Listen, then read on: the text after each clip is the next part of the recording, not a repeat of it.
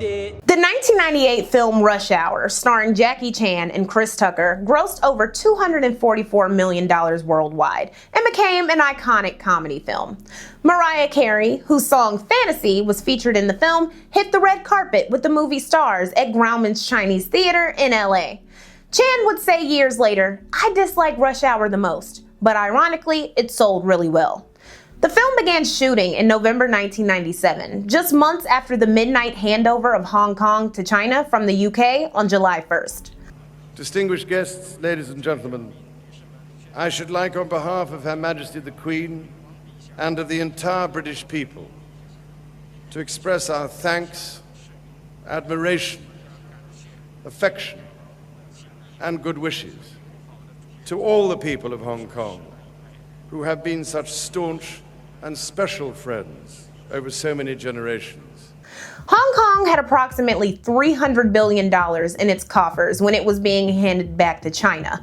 And the last British governor, Chris Patten, made Hong Kong's Legislative Council entirely elected and expanded its power, pissing off pro-Beijing Hong Kongers so much that they called him the whore of the East. He'd say, "You can dismantle institutions, but you can't dismantle benchmarks."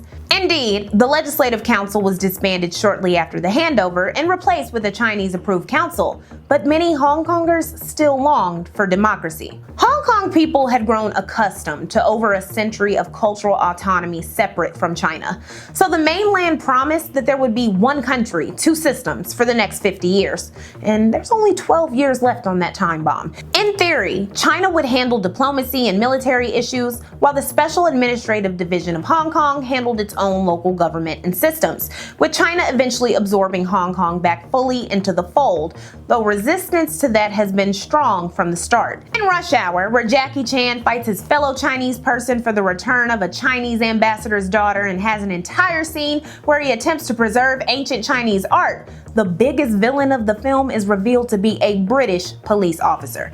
It was funny, but it was deep too. When the British were set to hand over Hong Kong, their customs and impact left a simmering ideological and political battle caught between two propaganda machines. As for the Hong Kong-born Jackie Chan, the nice guy persona generated from the Rush Hour franchise and press in the West would obscure darker activities.